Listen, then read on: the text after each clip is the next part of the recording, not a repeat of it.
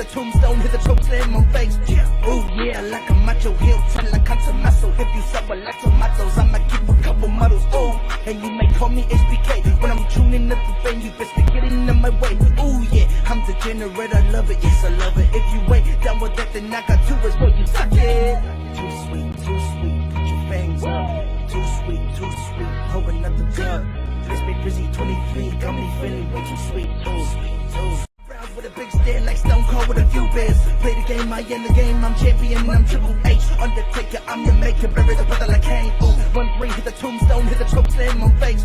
Ooh yeah, like a macho heel, tell like cancer muscle. If you suffer like tomatoes, I'ma keep a couple models. Ooh, and you may call me HBK when I'm tuning up the vein. You best be getting in my way. Ooh yeah, I'm degenerate, I love it, yes I love it. If you ain't down with that, then I got two words for you, suck it. Too sweet, put your fangs up. Too sweet, hold another drug. Let's be busy 23, got me feeling way too sweet. Round with a big stand like Stone Cold with a few beers. Play the game, I end the game, I'm champion, I'm Triple H. Undertaker, I'm your maker, bury the brother like Kane. Ooh, 1-3, hit the tombstone, hit the choke slam on face. Ooh yeah, like a macho heel, tell like cancer muscle. If you suffer like tomatoes, I'ma keep a couple models. Ooh, and you may call me HBK when I'm tuning up the vein. You best be getting in my way. Ooh yeah, I'm degenerate, I love it, yes I love it. If you ain't down with that, then I got two words for you, suck it. Too sweet, put your fangs up. Too sweet, hold another drug. Let's be busy 23, got me feeling way too sweet.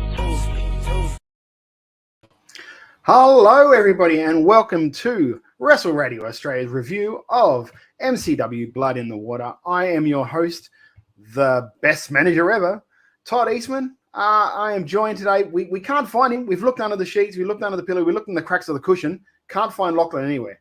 So old mate Geoff, the host of WrestleBrania, one of the, well, it would be the only, but the premier, let's say, sideshow to Australian professional wrestling in this country. Geoff said, how are you, mate? Welcome to the show. Well, mate. How nice am I? Sounds like an interview, and I'm not. You're not, no. I don't think I'm far from the only one, but I'm certainly, to my knowledge, only the only comedy panel trivia wrestling show in the world. That's had Rove McManus on. And sorry, mate? we'll keep defining that's had Rove McManus on and hit someone with a guitar. Yeah. Pretty much the only one that's ever done that. Yeah. That happened. That happened, and it was great. Thank you very much to Rove and JXT for coming out and doing that spot. If you're in the comments, if you're watching this live on Twitch, it is 25 to 12 and in Australian Eastern Time, then give us a shout out and say hi, and we'll chat with you for sure. I don't know where Lachlan is. He probably thinks we're meeting at 11 a.m. Singaporean time or something. We'll get a message at like 11 p.m. tonight going, where are you all? Yeah. Or immediately after the show, we'll hear his classic. Yeah, like last time. Where are you? I tell you what, watching that opening credits, I'm like, who's the fat guy? You look great. I told you that. It's a very big difference to what I know I'm patting myself on the back, but fuck it. I don't care. I was looking at, like, because I don't really notice until I look at those old clips and I'm like, oh, that's a big fella. Completely deserved, brother. You look amazing. How has your Easter weekend been, mate? Has it been relaxing? Has it been... Yeah, quite. Chill? I mean, obviously at this time of year, I'm going to a lot of comedy festival shows because it's, I've got a little pass which tells me I can go and see a lot of shows. I was part of one last night. It was a lot of fun. And it's great to run around and see fantastic comedy. But, on Saturday night, I was at the Thornbury Theatre watching Blood in the Water, which was a good show. It was solid. It was solid. How was yours? Yeah, we'll get to that. I've been very relaxed. I've had a nice little a week off work. I had a WrestleMania week off. So, and stupid me, here's how, all I think about is what my next show is. So that's how I work my mind. It doesn't work about holidays or anything like that. So I was like, okay, I'll put in for holidays, but I'll put in for holidays because I want to go to this thing on Thursday night. So the Wednesday before, I'm like, okay, so I'll have Thursday, Friday, then I'll have up till like Wednesday next week because then I can watch Raw after WrestleMania. I'll go to work on the Thursday, Friday, and then go. And my wife just goes, you know, that next Friday is Good Friday, right? So you might as well take Thursday. I had no idea. Exactly. She goes, why don't you just put in for the extra day off? So I was like, oh, okay. So I've been lucky enough that I've had since like not this Thursday, but the Thursday before off. So I've had a nice little, for me, this is probably the longest break I've had in 2 or 3 years. And it didn't hurt that my work was just like, you need to take some time off because you've got so much banked up. We like to keep people under a certain amount, and you're like double that. So yeah. Shout out to Jugs Honey, who's in the chat too. Hey, Jugs. Yes. Hello, Jugs. Were you at the show on the weekend? Because I think you're a Melbourner. I think she's a Melbourner. I'm not sure. I think she is. Jugs, were you at MCW on the weekend? Yep, she might have. Silence is great for a podcast. might have left the Twitch stream. That's fine. Speaking of MCW, we should really have a look at it. Do you want to go off the bat, or do you want to talk some news first, or do you want what would you like to do? Look, you know what? Lachlan's not bossing us around, so we can do what we want, mate. Jugs was at the show. Yeah, it was a good one. Up to you. I mean, I'm quite happy to talk about the show first. I think that little bit of routine calms my slightly autistic mind. So. You need the routine. I get it. Yeah. Okay, my friend. Well, now I have to scroll back up because I was getting ready for the news. Okay, fair enough. We'll go there. No, I don't care. Whatever, mate. So you were there for the Fusion taping beforehand and stuff like that? Because I wasn't there. You weren't there for the Fusion taping. I ran a little bit. I don't do dark matches, mate.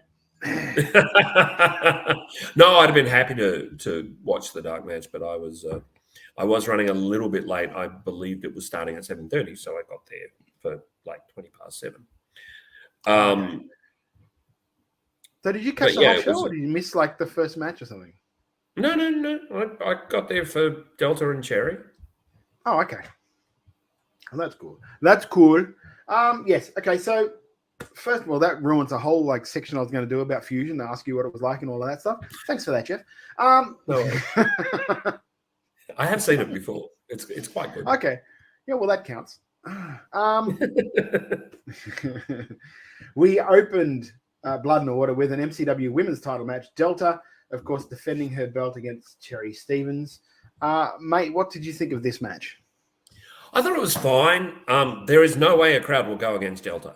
Delta is that popular here in Melbourne that they could get her to literally bash Edwin Lay up and the crowd would absolutely pop for it. She's just one of those. She's got that enigmatic presence. She's got the amazing ability. She's got great presentation. She's unlike anybody else. And there were times where I think they were trying to sort of lean into a bit of heeldom with her, make her a bit more of a tweener. But I don't think it worked. I think Cherry was great, but Delta was so over and so liked that the crowd were not doing anything to change that. No, she was. I was when I was watching it because I had my wife in the room watching it, and she was like, "Oh, is that an Adelaide girl?" I said, "Yeah, that's a Riot City girl." She could straight away. She goes, "Oh, she'll be the next Demi. She'll be gone." And that's for someone who doesn't really watch. Like I call her she's a browser. She walks past the room I'm watching wrestling in, and if something catches her eye, she'll come and sit down and watch it. But aside from that, she'll just keep on bussing on by. But when Delta was there, she came and sat down and watched the match because she wanted to see what this girl was like. And she was like, straight away, she was just like, we had the whole intergender debate sort of thing a while ago. She was someone straight away. My wife goes, now that's someone who I would believe in there against the other guys of decent size because she's someone that could do that. But she's a powerhouse. She's an absolute powerhouse, both literally and figuratively. She just commands your eye when she's out there. Yeah. The only thing I'll say about this that I didn't exactly love is that I thought for an opening match it was a little slow. Yeah. But this is my way of booking a show is usually I'll put on 2 quick guys at the start of the show to really get the fucking, you know what I mean? Yeah. And and I understand the fact that title matches and all that thing. You got to sort of space them out through the show. So like I can deal with that sort of deal. But yeah, for me that's the only thing is like because you want to give Delta and Cherry time as well. It's sort of like it was a longerish match for what you would consider an opening match, I thought. I probably would have put that on before the break, but then you wouldn't have had like it kind of fed into the next match a little bit. Jug said we all love Delta, and we do all love Delta. There's something, she's not going to be in Australia for long. Let's be honest, she's going to be gone very, very soon. It's a matter of months, not years anymore. Yeah, the way the world is. After that, we headed with the news later. Like we can give a tease. The news later could put the kibosh on that for a little while. Yeah, you don't know, do you? After that, we went straight into the MCW. I don't know why I said that. MCW Intercommonwealth. This is why I don't host, and this is why I just put my grumpy opinions across. The MCW Intercommonwealth title match. Eman Asman against Jarvis went to a no contest after some interference with Delta and some shenanigans and some Edward Lay having enough of this shit and cancelling and throwing it out. Jarvis, great heel. I really enjoy his work. And so punchable. So punchable. Of course, Eman is really good. Like we've established, Eman's really good. Eman's a really good worker. I don't know what they're doing with this whole Delta being involved thing. I get it. The whole like Jarvis walked past her and knocked her and all this jazz sort of thing to set it off. But I'll just you go ahead and say your thing because normally I just do something that's downer. So you go and praise it and tell me how good it was, and then I'll tell you what I thought was. I like this, but I don't want it to be a one and done with Delta and Jarvis. I think that they need to continue this through to another show and let the story unfold. I think if it's going to, you think they will? I think they will as well. I think if it's going to wind up in a match of Jarvis against Delta and Delta eats his face, as it were, then that's fine. That's fine. If it's a 12-second match and he gets F5, then that's the end of it. Great. Like, that's funny and that's fine, and the crowd will pop for it. We've already seen Delta go up against men in MCW. She went up against Jake Andrew Arthur in the previous show and beat him. So let's not pretend that they're not going to go there. They will, but it just depends how. As long as the journey is good, I'm fine with it. As long as the journey and destination are good, let's go. I'm all about it. Yeah. Look, I have zero problem with that. Zero problem with that. What I have a problem with was devaluing the Intercommonwealth title. That was Eman's first title defense. I believe that was his first title defense as the champ. He came in, he did all these good. It was all good stuff, and then that got completely overshadowed by what went on with Delta and Jarvis after the match and during the match and that sort of deal. Which, like, if you wanted to get there, that's fine. Maybe just give like Jarvis just a random singles match, and then have that happen. I think that Eman could have used someone that was like, and this is nothing against Jarvis. They could have found somebody else to challenge Eman and have Eman go over clean and fairly strong to make him look really good and put some more. It's really hard to make a good first impression a second time. Yeah, I agree with you.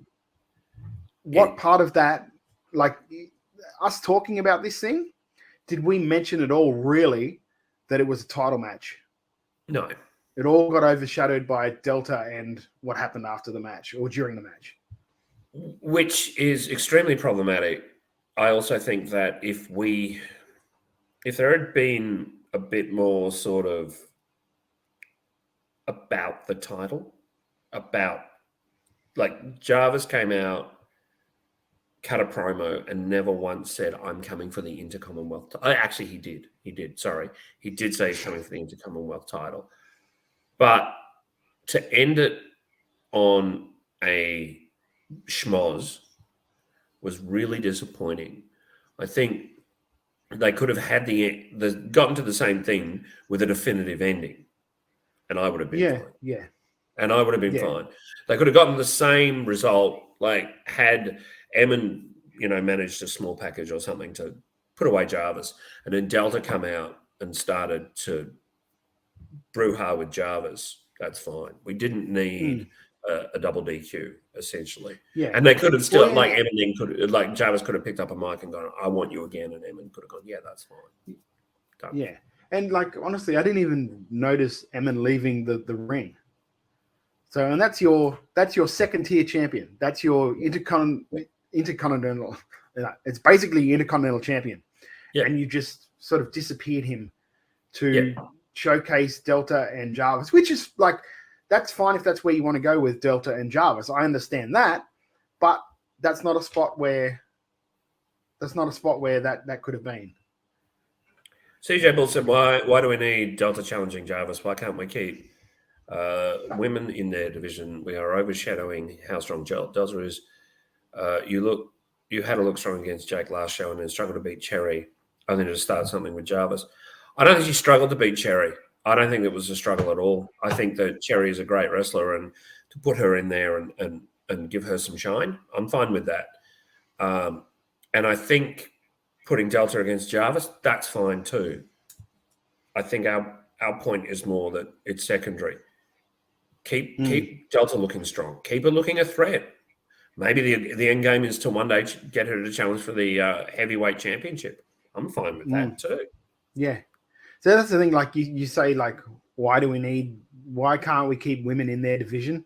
It's not like that anymore. You can have a women's division, but women can also compete in the open, if that makes sense. I consider that I don't consider there being a men's division and a women's division. I consider there being a women's division and then an open division. That's the way I sort of rationalize it in my head at the moment. I think as long as it's believable. As long as the story they're telling is believable, then that's fine. Yeah. Yeah. And also, sort of Jarvis started something with her. She didn't start something with him. Doing that whole thing at the entrance, that's what that is. But, Delta is someone who can compete in both divisions. It's say, how do I put this? Okay, John Jones. I consider it like a weight division. It's like going from a light heavyweight to a heavyweight, except women's to open. That's how I don't see it as being it's not like the MCW men's heavyweight champion. It's just the MCW world heavyweight champion. CJ has followed up. The women's title is literally called women's title. So you're going to see. CJ's followed up with the question of, so you're going to see Rhea challenge Roman. As long as the story's right, as long as they build it right, then there's no reason not to. There's no reason that that's not possible as long as the story is right. We're probably not realistically going to see Rhea challenge Roman. No, but I'll tell you what, I'd see her challenge her before I would see Liv. Yeah. It's a case-by-case thing. It's not a blanket statement. It's not a blanket thing. I could see Rhea doing something where she could challenge an IC champion, where she could challenge her and Gunther. I mean, do you remember when Triple H was champion, and then one night he goes, I'm going to go up against the Brooklyn Brawler, and Brawler came out and almost beat him. And that was a wonderful story they told in that 20-minute opening segment way back in 1997, 1998. Ree Bell just chipped in with, I'd love to see stronger stories to support the women's division and the real why this match is happening, why this feud is in place, get people invested, and really in that I need this to happen place. I agree completely, Ree. I think it's important that we begin to see that. I think it's important that stories are rounded out more. And this is across every wrestling company. Every wrestling company. That's why this year's WrestleMania was so important, because every match had a story. Everything was there for a reason. And CJ continues to disagree, saying, no, only because you're not pushing the women in the division. You have only showcased Delta in the last two shows and not the women's division. You missed my point. Push the women's division. I can't believe you read pointy like it was a real word. CJ, where's my pointy? We're not saying don't push the women's division at the expense of everything else. No. But you're 100%. Have there be? I don't know why there isn't really Well, maybe they'll get to it. A storyline for the women's division. There should be a storyline. If you're going to do shows like the way MCW do shows, which apparently is like this is the title match. This is the there's no real intertwining storyline as of yet. I mean, I can see that they're starting something. This sacrament has to be going somewhere. The whole clown thing will have to be going somewhere. But like, I understand there should be there should be a fucking something with Cherry and Jess Troy and like something brewing there to go to like a point where they want the title. That's why I don't agree with Delta challenging the guys. It's not because she couldn't, but why couldn't she? But why don't you agree with it? Like, she could still do it. She could at one point come out and say, I want to relinquish the women's title so other women can challenge for this. I want to go for the world heavyweight title. What would be the problem with that? What would be the issue with that? I don't see there being an issue with that at all. I think I kind of we're talking at cross purposes slightly. So I think what we want is we want to see the women's division get focused. We want to see it built up, and that's about telling the story. By the same token, Delta is credible. Delta is incredible and credible. So we want her to keep moving up. So I think we are slightly talking at cross purposes. I would love to see the women's division get more focus through all companies. All companies should focus. You're right. She doesn't and Rhea's completely right. She doesn't need to be the champion to do it. That's why I said she could relinquish the championship and say, look, I'm very proud of what I've done here at MCW as a women's champion. I want to do more. So I want to relinquish this title so other women can get a chance to elevate themselves. And I wish to go for the Intercommonwealth or the world title. That's like 100%. And then build that women's division, because there is a lot of good women that just need a shot. And this current storyline could be leading to that. It could be leading to Delta saying, "I want a shot at the Intercommonwealth title. I'll drop the women's belt and have a shot at the Intercommonwealth." I don't think anyone would be. I mean, it could be as easy as something like, say, Delta and Aisha at the next show, right? For the women's title. During the match, Jarvis comes out and costs Delta that title. So then you've got Aisha as their champion and Delta not with a real reason to go after Aisha for the belt just yet, but to go after Jarvis.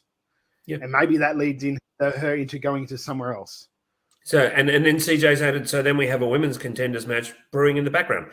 Absolutely. Exactly. Absolutely. Exactly we are all agreeing with each other. We're just getting around it the longer way. Yeah.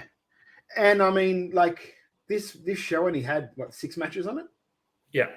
So they could have done it. So maybe it was just the fact that they couldn't, I don't know, couldn't get the women that they wanted, or couldn't scheduling conflicts, or because I don't know, there wasn't anything PCW on that night, was there? PCW was on that night. So there you go. There's actually on Saturday. There could have been a reason there. I'm not gonna defend or give you reasons why. I'm just gonna say maybe that there was other people that were booked in other areas that they couldn't get. So they go instead of us just putting 2 girls that aren't going to be very good and will not work well, or do you know what I mean? Something like not putting them down, but saying Asia versus Rochelle at PCW at the weekend. There you go. Yeah, so for the Renegades of Wrestling title.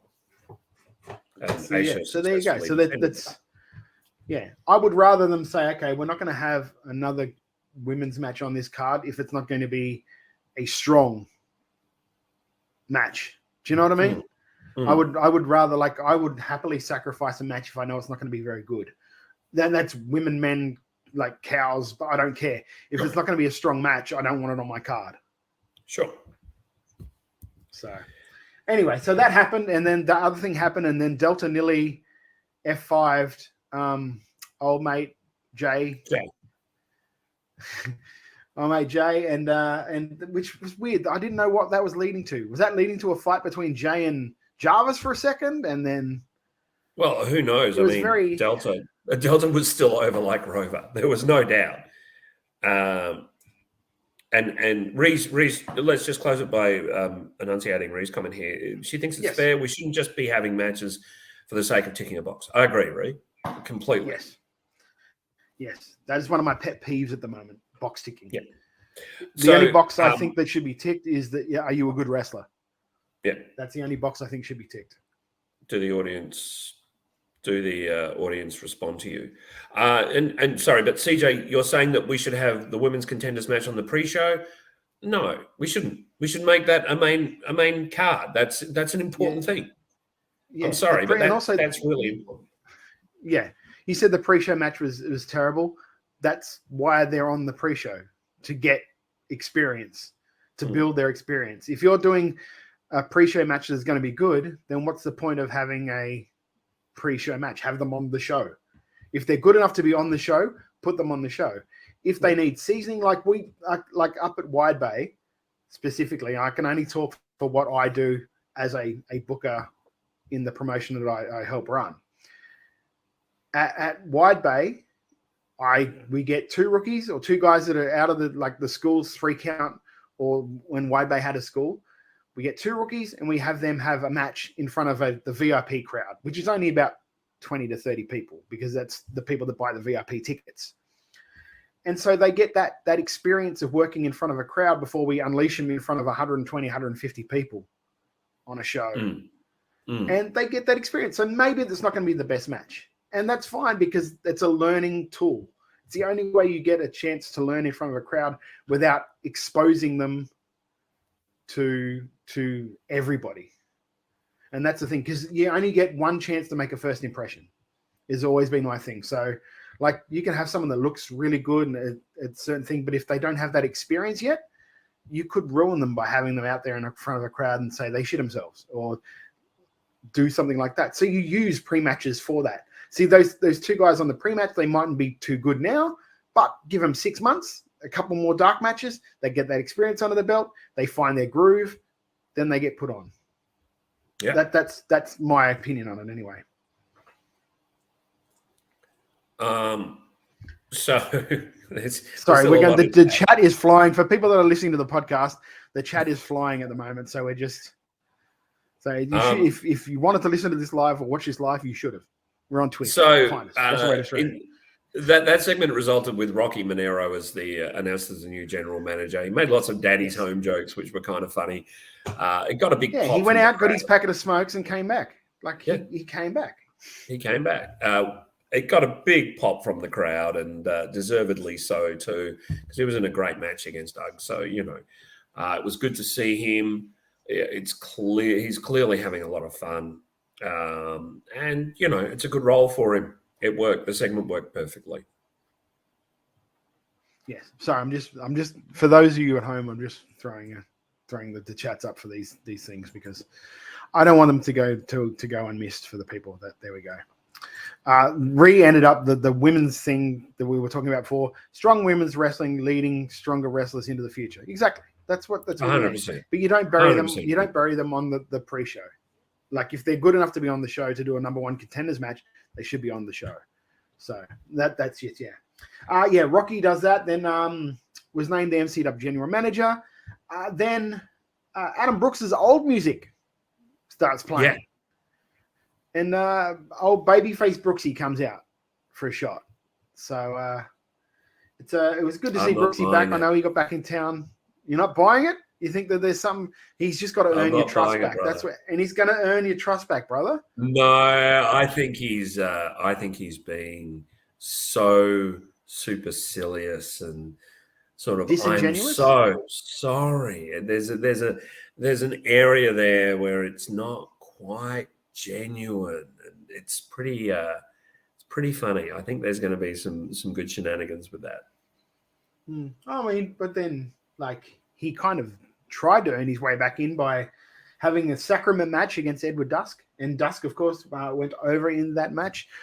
Very good match, very unlike the type of matches that Brooksy usually has. Brooksy doesn't really go in for the hardcore type matches, mate. So what did you think of this? I like this. I like this. The intro to the sacrament is too long. They need to trim that down. Yeah, a little bit. Yeah. Because I think the crowd kind of, they do the what the fuck? Oh, that's this thing. Okay, I get it. and then it kind of meanders on for another minute. Just trim it down. It's fine. I think Dusk is over. I think Dusk is great. Like we've already on this podcast, we've discussed how much we like Edward Dusk, but I think that it was a great win for him. But they should have made more of a deal of it. Like he should have looked. You know, I've just beaten Adam Brooks. I've beaten the cornerstone of this company, and that didn't quite deliver. But on the whole, I thought it was really good and really fun. Like really, really fun. Yeah. For those of you that didn't know, because I know that the commentary explained it, but those of you watching the show live, that hourglass is an actual timer, a 15-minute timer. So that hourglass that's on the big screen. Oh, right. That's the 15-minute timer. So once that runs out, that's the end of the sacrament. Right. So it's a little thing that was probably missed by the live crowd, because I saw a comment saying that they saw the thing and they had no reason why it was on a loop. It's not on a loop. It's just running. That's running. It's a 15-minute timer. So once that hourglass runs out, that's the end of the match. So which I think is a really cool concept. Maybe something that should have been put across by the ring announcer for the live crowd. So, because I can understand how they wouldn't, like a live crowd wouldn't know what the hell that is and why is that still running and that sort of deal. But yeah, it was a good match. It was a decent match. It's a match that I think Dusk needed to really establish his name as someone that's coming up in this company, because he's a guy that's got a ton of talent. Amazing mind for the business, and I hope that they, and I can see that possibly he's going to be collaborating somewhat with the bookers on ideas and stuff like that. It states in the intro announcement that this is for the next 15 minutes. That's true, yeah, but they didn't explain that that's what the hourglass was doing on the screen, CJ Paul. And it got lost in amongst everything else, CJ. It really did. Yeah. It kind of got blurred in. Also, Dusk recently got married, so congratulations to him and his lovely bride. Yes, exactly. But yeah, a great showing from Dusk. Again, it's one of those things that, like, you win a match against Brooksy, and that means something on your resume when you're going around. When people are talking about it, they go, he was just on MCW and defeated Adam Brooks. Yeah. So that's a good thing. And Brooksy looked good in his match back from America. It's going to be interesting to see where it goes with babyface Brooksy. Well, what else would an hourglass mean? Yeah, you say that, Jay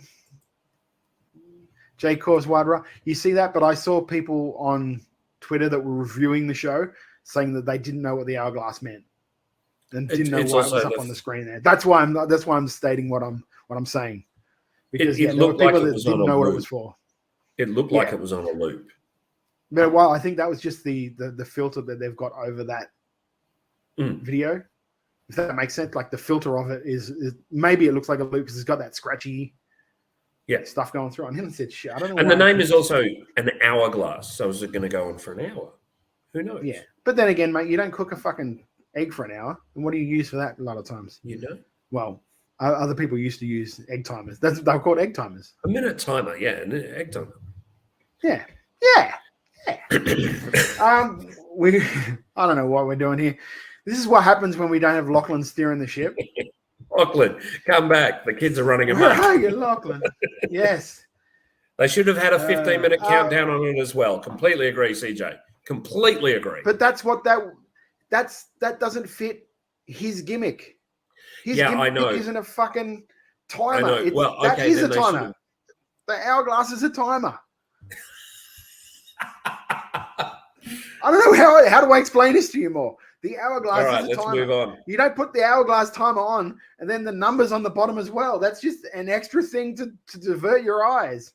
Well, then maybe every 5 minutes, like as they used to do in the NWA, Lindsay could have come in with 10 minutes left. 10 minutes left. Yes. On the house mic. Normally when you do that denotes to a crowd that this is going to go down to the last 5 seconds. Yeah. Or do you know what I mean? Because people know the shtick. They know that sort of thing. So if you do that, they're probably going, this is going the full 15. Which is and that's fine, might be good because you could steal a victory and it pretty much was a 15-minute match. So I can't remember off the top of my head. Did we go to intermission after this match? Yes, we did. If there was confusion, how would this then be? Reese just asked if there was confusion, how would this be interpreted as someone who's vision impaired at the show? Really good point, Reese. It's the same sort of thing. It really is. It's the same sort of thing. You need to have audio cues as well as visual cues on that one. But that's a minor quibble. It was good stuff. Sorry, we then had a break. We did then. That's what it was. Okay. A quick break. Yeah, and see, this is what they did. This is what MCW did that was good compared to when in WRA we reviewed the World Series Wrestling show that they put up a match from the month before for that. For people at home, because you were there live, so you didn't see it. For the people at home, they had for all promotions to think about, not just one vision and hearing impaired fans. All promotions should think about people with vision and hearing impairments. People are certainly looking after neurodiverse people a bit more and having areas where people who are a bit confronted by the noise and the crowd, etc., are catered for. So yes, I agree completely, Reed. Vision impairment and hearing impaired fans should be catered to more. Yeah. So where were we? Oh, that's right. Intermission. Intermission had Casey Navarro and Mick Moretti's match from the show. Lovely. So that was good. That was good, and it keeps people from going away from it. Because I know you'll do it, and they go, oh, maybe we'll catch it. We'll catch the rest of the show later. Because what I will say for the people at home watching it on Fight, the feed wasn't the best. It was not a good feed at all for this show. It was the one thing about this show for me that was a downer because it was a hard watch. I showed you. I sent through, like, I took an 8-second clip off, like I just filmed my TV and sent it to you, Geoff, while you're at the show, saying this is a hard watch for me because it was very choppy. It was very, I don't know what it is or what the problem is. Maybe it's something they need to look at for future things. Because I thought maybe that's just my internet, because we all know people that have watched this show or that have been on watching these streams for a while know that my internet tends to be a bit of an asshole. So I thought maybe that's what it was. So I went back to watch the replay, and the stops and the jumps were in the exact same spot as what they were when I was watching it live. So I'm like, okay, it's not just me. That's what this feed is. And also there was a sound lag in the sound, the syncing of the sound. And that's all stuff for them to work on, which is fine. But it took away a little bit for me. Oh, my Lord. Look who's James here. Gray's in the chat, mate. No, I'm not talking about this. Oh, my God. Welcome to 11 o'clock, Lachlan.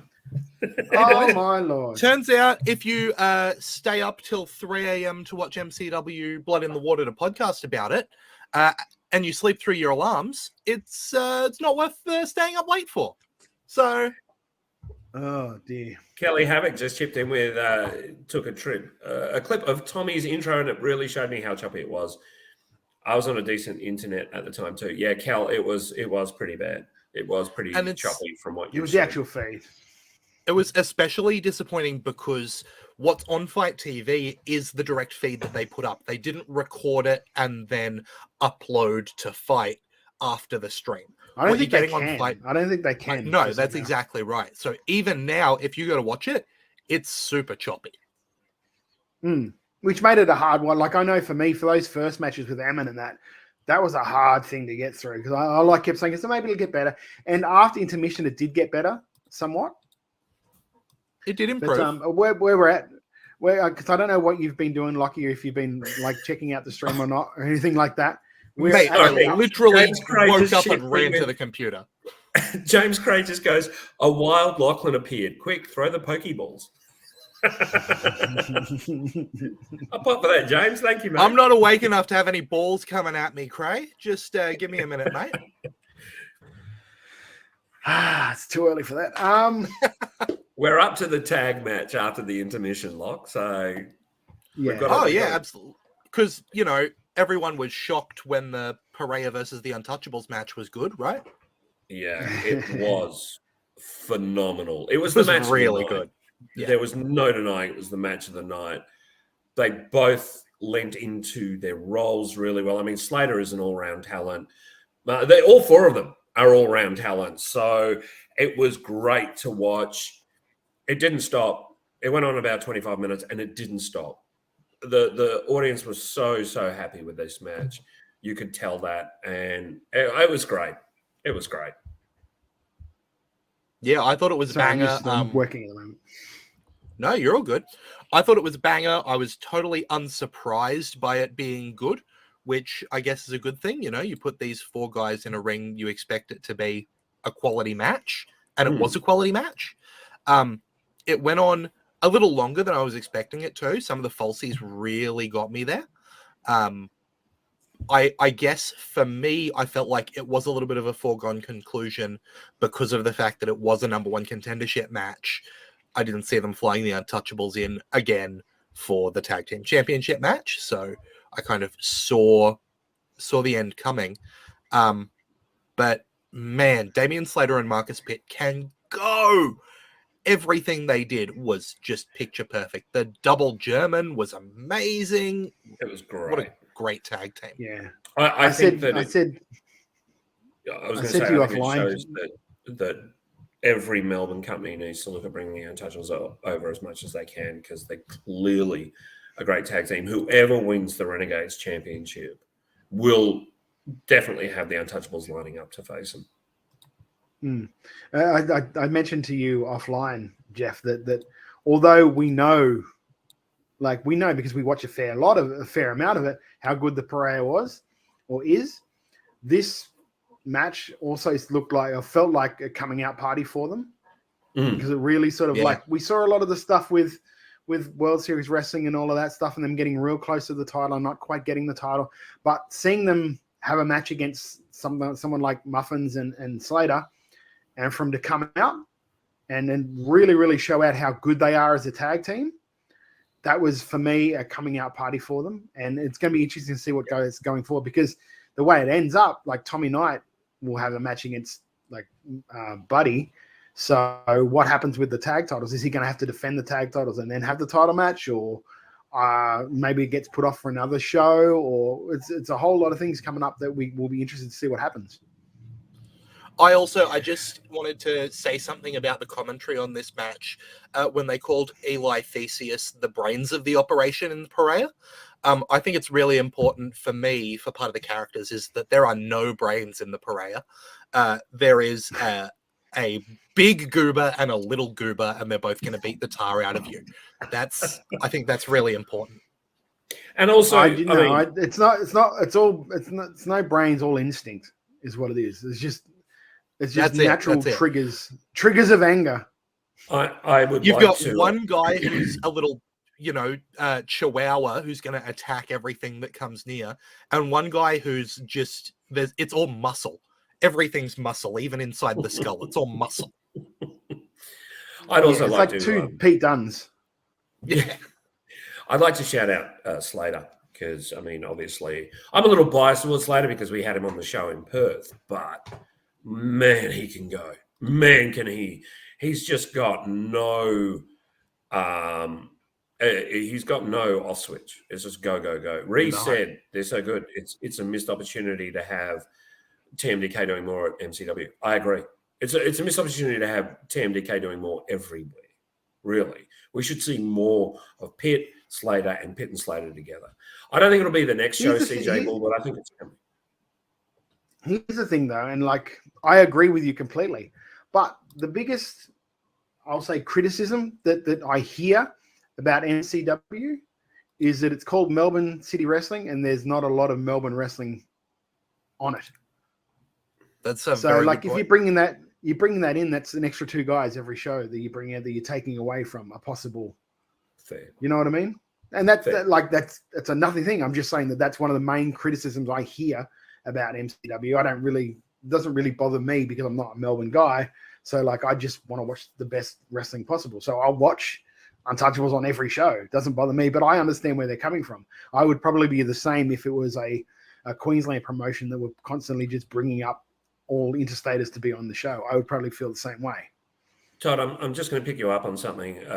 Yes. It wasn't advertised as a number one contenders match. It was just a match. I didn't say it.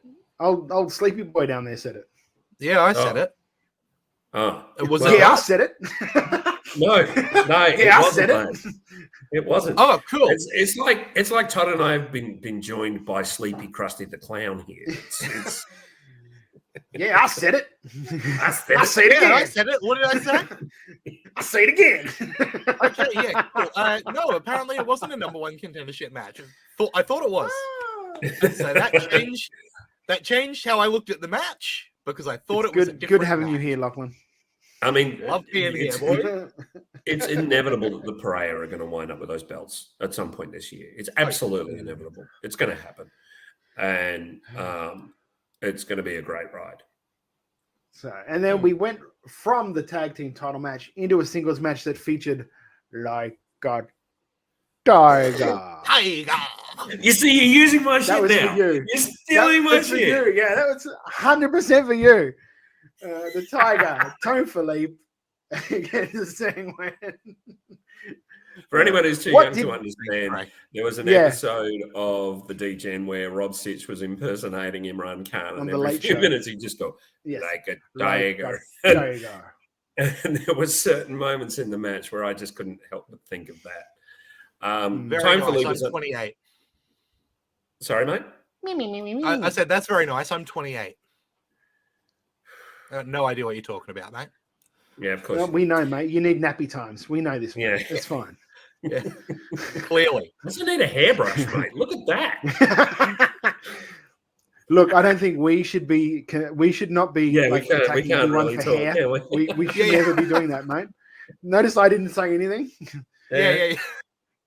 I'm just going to put a hat over it. No one will notice. Yeah. So James Craig said, so that match kind of sold to me, but the James next Craig should be back together. Look, I can't help What did we think? What did we think, boys? Tone Philippe saying when. First of all, I'll jump in, please, because I love Jean Wen. I think Jean Wen's excellent. Yes. I think that he is a huge guy, a massive body. His look is phenomenal. I think he is way better on the mic than he has ever given credit for. I think that he genuinely looks in the ring like he is trying to win a match, which a lot of people don't. And I feel like he was completely wasted here. I think that raking someone's back 6 times does not convince me that you've hurt them enough to get a pin. And I think that Tiger. I know he's a tiger. I was actually watching with my partner, and she turned to me at this point and said, "Do you have to keep watching this?" That's the point we were at with this match. I mean, it was 2:15 in the morning, so what do you expect? But look, I think I don't know about anyone else who was there, but the crowd were not reacting to this the way MCW probably wanted. I do like Tone. I like Stevie. They need a manager really badly. But I think this just, the raking of the back, it was really 80s. It wasn't like modern wrestling. And it felt. And you know what, though? Spooky. Another thing, too, if you're going to rake the back, like, at least have some scratch marks on there so the crowd can see it, that it's actually doing something. Yeah. You know what I mean? At least, I think that I can't remember who it was, but they were talking about that with old mate Moxley on AEW, because he was doing that a lot, too. And it was like, it just looks like nothing if you don't see the scratch marks after it. I mean, any other time somebody gets scratched, you see a scratch mark. And if you're not seeing it after someone's doing it when they're trying to make it look as forceful as possible, then there's an issue sort of with that. But like, I really like the Philippes as well. I think they're great wrestlers, but as personalities, I think they are wrestling's equivalent to beige. They're just, I don't get honestly from it. I don't. Okay, and it's there. It's fine. Great seeing wrestlers. Stevie's promo right before this match made it so clear, because Stevie's promo was the most year 6 student reading off a piece of paper that I have ever heard. There was nothing behind those words. And I get that that's not their strength. Their strength is in ring. But if their strength is in ring, don't have them record a 30-second promo to go on before a match. Don't have them play a character that's all about, oh, he's a tiger, so he's doing these claw-based... No. Just have him wrestle the match that he's good at wrestling, which, by the way, is a tag team match. That's where they're both at their strongest. They're a great tag team. Yeah, but I think that they would probably be good singles wrestlers as well if they had that extra tool, because they're great wrestlers. Wrestling's wrestling. Tag team, singles, wrestling's wrestling. They're great wrestlers. They're just it's the personality side that's not. That's why I thought because they've been doing all this stuff with the Fale Dojo, and I was like, New Japan is perfect for them because they don't have to really show that side. They can just come in, wrestle like fucking machines, and then leave, and that's fine. When it comes to something like an MCW, which is also a sort of Eastern style or Western style, wrestling, which is like personality. I don't want to say sports entertainment, but sports entertainment-y, because you've got to show a bit of a gimmick, a bit of a personality. That's not their strongest point. Their strongest point is when that bell rings. Remember, I always have that saying, like, he's a great wrestler until the bell rings. Yeah. They're the opposite. They are the opposite. They are great wrestlers when the bell rings. Yeah. Until the bell rings at the end. Fantastic. Two of the best, most well-rounded wrestlers in Australia. I get that MCW want to try a few things with them and see what sticks. Yeah. I don't know if this is going to, and I don't know if Stevie being the Phoenix is going to. Let's give it another month or two and see how it goes. I know their next show's late May. Apparently, tickets are flying for that already. Yeah. All the gold's already sold. Gold's already sold out for it. So gold I do sold know. out. Go on. Yeah, I know that there is still some tickets available. If you are looking to get to this show, I would get onto it now, because the gold level of tickets is already gone. I'll be very surprised if the silver doesn't go immediately. Yeah, exactly. I will say, because I have heard that one of the booking team is very much behind the Philippe's being singles guys, can see a massive upside in that. So we'll see where it goes. But they really need to come across with the promo side. They've got the promos are filmed really well. There's nothing against the promos being filmed. The filming and all the videography is amazing. It's the actual content that is the problem. The execution of the content. There you go. That's probably a better description. And I think for me, I love what they're doing in the ring, and they can be great singles stars. Just don't have them do those promos until they're ready to do those promos, and make sure they're working on them. Absolutely. But let's. I guess the old phrase, "Let's play it out and see where it goes," is what. Yeah. We can. It's the only thing we can do, and I just hope. I hope that they pick it up. James Craig just said, "Does a manager or maybe forming a faction around them be what they need?" Absolutely. But I think I know. My main job leaning into Stevie being a baby face and Tone being a heel. I think that's what they're leaning towards. Yeah. I know. My main job when I'm a manager is to fill the deficiencies that the guy I'm managing doesn't have. So if he's good, if a great worker, I'll be the mouthpiece. Like Mitch, when Mitch and I started working, not a very good mouthpiece at all, not a very good talker at all. He's come along in leaps and bounds in the last year or so. But to start with, not very confident at all on the mic. So that's the part that I filled in, because he doesn't have to talk. He's an amazing wrestler. His wrestling does the talking. I'm the one that tells you how good he is. And watch this guy. Do you know what I mean? And so that's where it would help them. And look, as someone who's here in Queensland wrestling, I can imagine, seriously, you take one of those Philippes and you put someone like Todd in their corner, immediately they come across so much stronger, straight away. Yeah. Anyway, look, with that, let's move on to...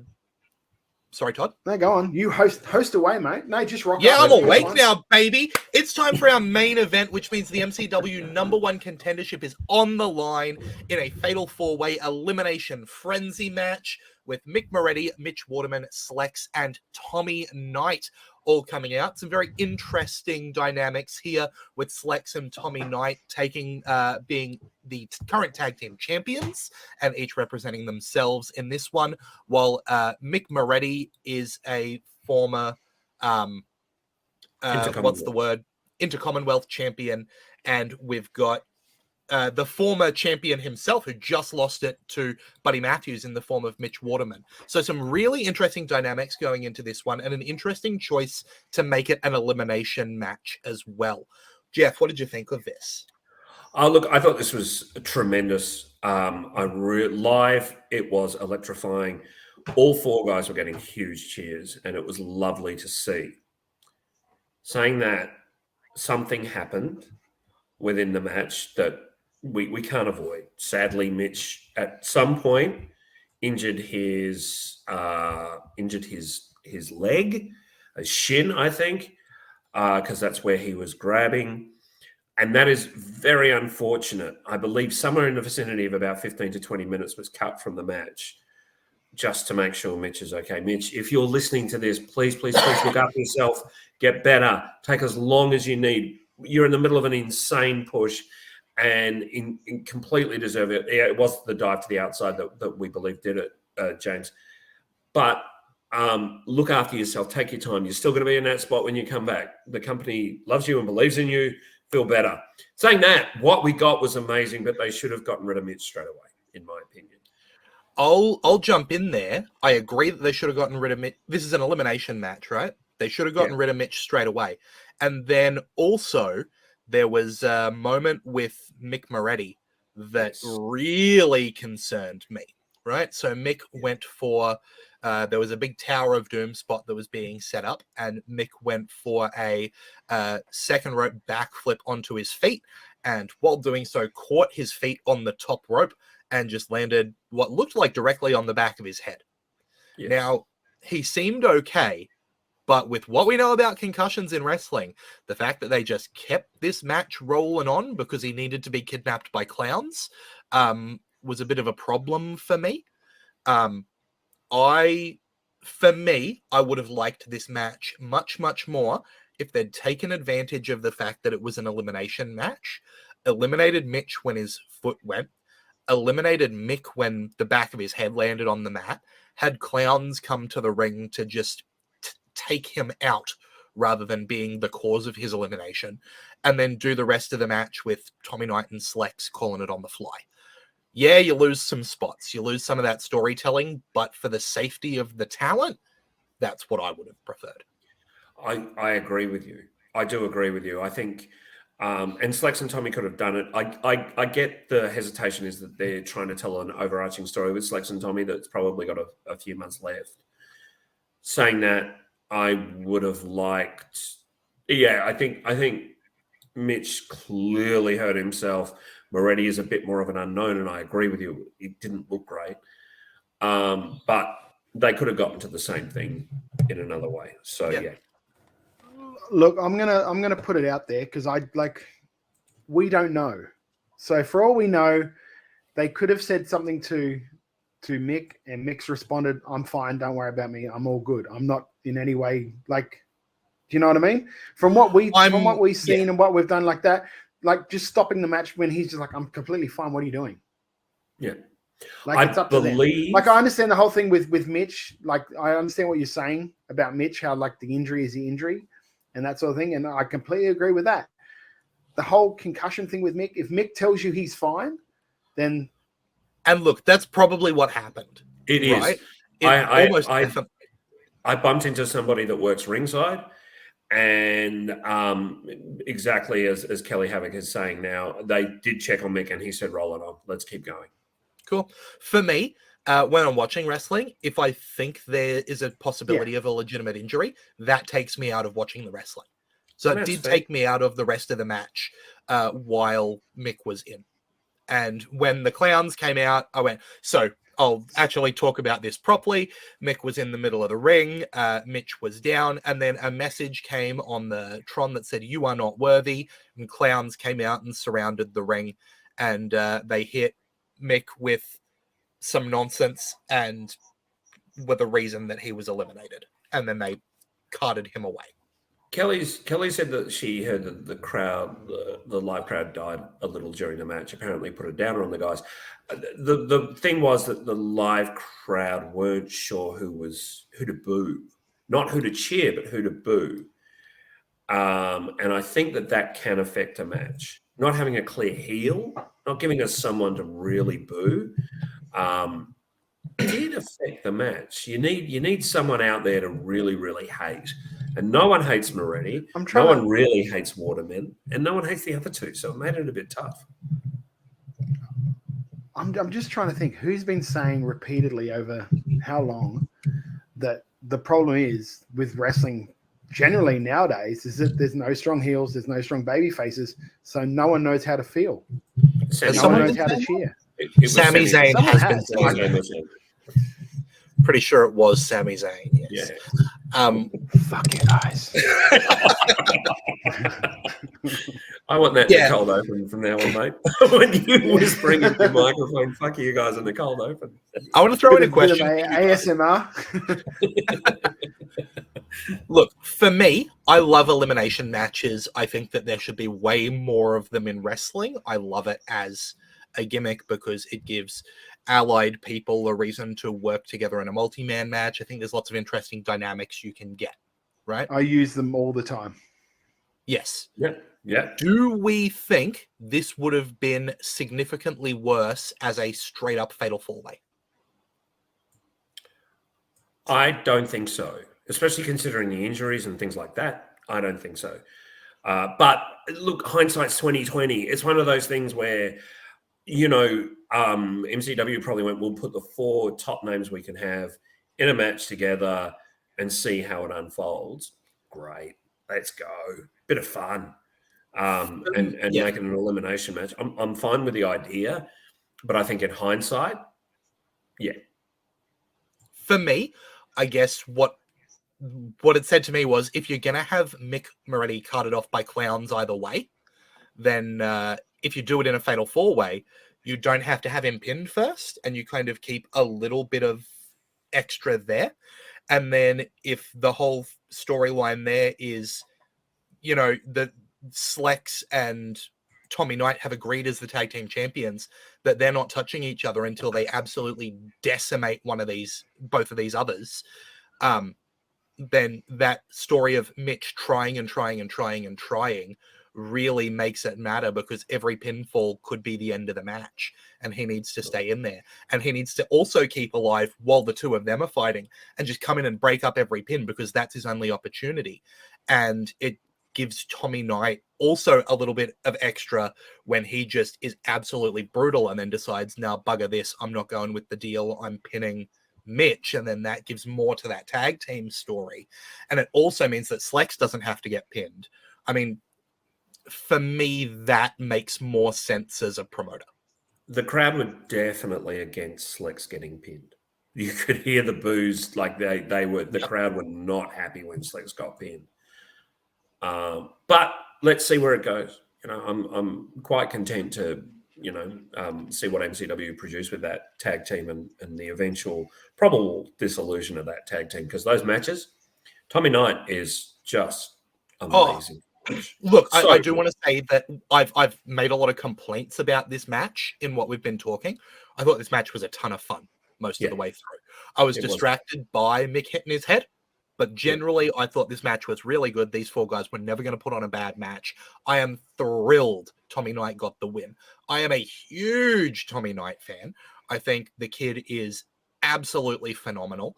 He looks and hits like a truck, and I want to see more of him in the top spots, because it seems like everyone knows how good he is. Everyone in Wrestle Rampage knows how good he is. But as soon as he leaves Wrestle Rampage, he's a big guy for the local babyface to beat. And I think having him show off how good he is outside of his home promotion can only be a good thing. Absolutely. a ton of fun. Just a ton of fun. But again, Mitch, rest up, be well. You know, all three of us are thinking of you, mate. And absolutely, we know that you're going to come back and the crowd will pop. Great main event. All these guys, main event wrestlers, more than proved it. Mitch again is showing that he belongs up in that area. And I know that he's been MCW champion, but there's still been people questioning whether or not he's up there. Showed one, and the amazing grit that he had for whatever injury he's got to still keep going. Like, I give it up to the guy. What I think we should do, boys, is just take a quick 5-minute break. We can, Geoff and I can get a drink, maybe go to the bathroom. Lachlan can wake up a little bit. Yeah. Do you want to throw all the links that we throw out, and then I'll throw to the match that I've got for us for? Yeah, absolutely. So if you want to keep up with what we do here at Wrestle Radio Australia, first off, you can follow each of us. You can see our little social media tags down there. At WrestleBrania for Geoff, or at Geoff_Seti will get you to his personal. You've got at Beast Eastman up there for Todd. You've got at Lachlan Albert down here for me. You can also follow the show at Wrestle Radio AU on Twitter and Instagram. On Facebook, you can just search for Wrestle Radio Australia and you'll find us there. That's right. Great. And our matches, we're going to pick it up while it's in progress, only because it's the fact that it's 5. We're going to take 5 minutes. Normal matches last more than 5 minutes. This is a match from, I think it's last year, Tom Crow and JJ Ferner from the MCW Ascension tournament. This was on Fusion. Tom Crow, JJ Ferno, and we'll be back after this right here on Wrestle Radio Australia.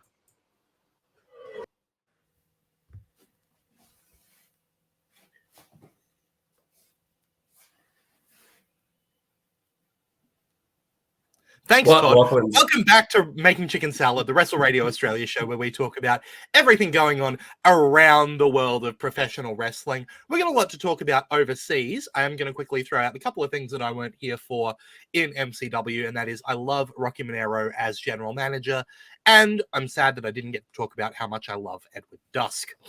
But we got some stuff overseas to talk about. Yeah, before you do that, mate, we'll put a cap on MCW Blood and Water. Overall, really good show. A strong, great show. I can see where they're starting to move stuff because this is a new creative team that's sort of taken over. I can see where they're starting to get stuff into gear and starting to move stuff along. It's going to be interesting to see what's going on. Wasn't really jazzed so much about this Clowns thing, but we'll see where it's progressing going forward. For those of you that missed the show, that didn't get a chance to catch it, it is on FITEtv. I think it's $14.99 for it. Go ahead. It's worth a look. Fork your money over it. Watch it. Great show. Great rest. Some of the best wrestling in the country, of course, on show on these events. So yeah, please do go and support MCW.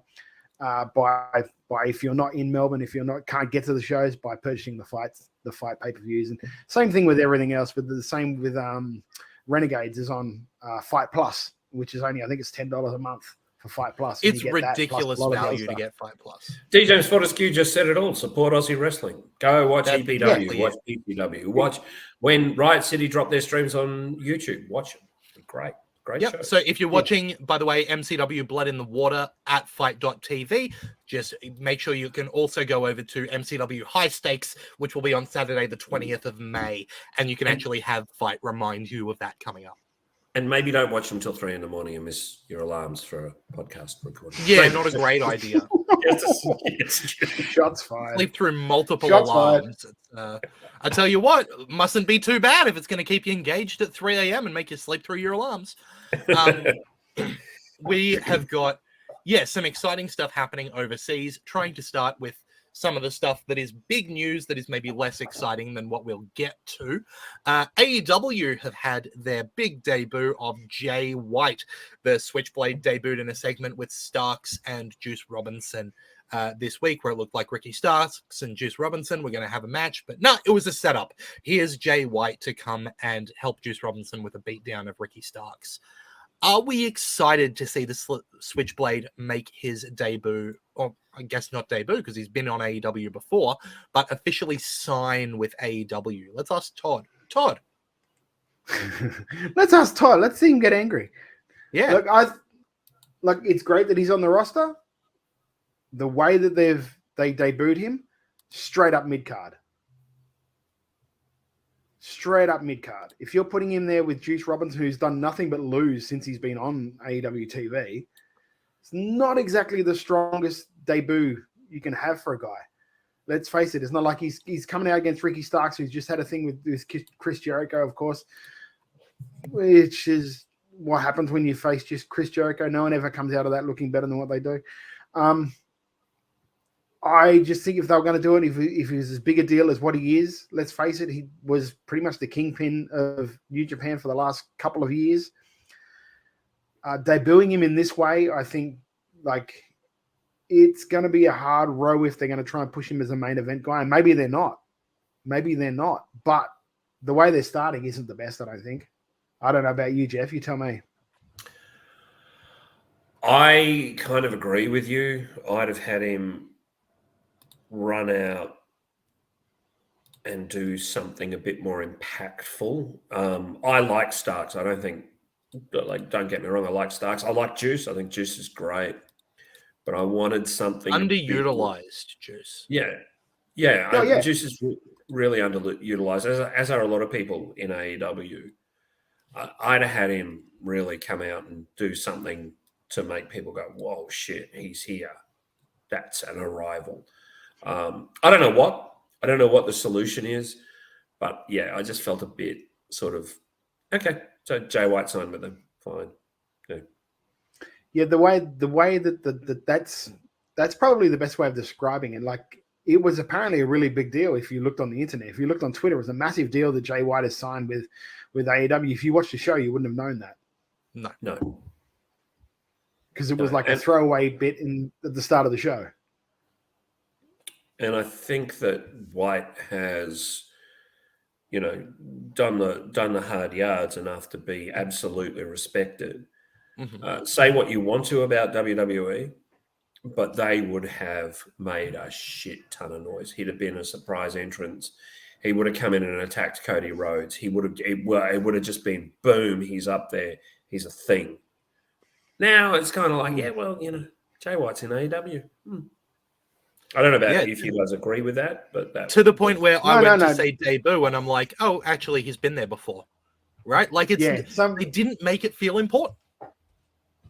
One of the I don't know what Twitter. D James has just raised an interesting point. Sorry to interrupt, Todd. Is this where AEW is supposedly not having a dedicated creative like WWE has its downside? Absolutely. It's also that it's one man who is creative in AEW, and that man is burnt out. Well, he's doing that with that. He's doing it with Ring of Honor. He's taken on a lot of stuff now. So like he's got an extra promotion to do that with.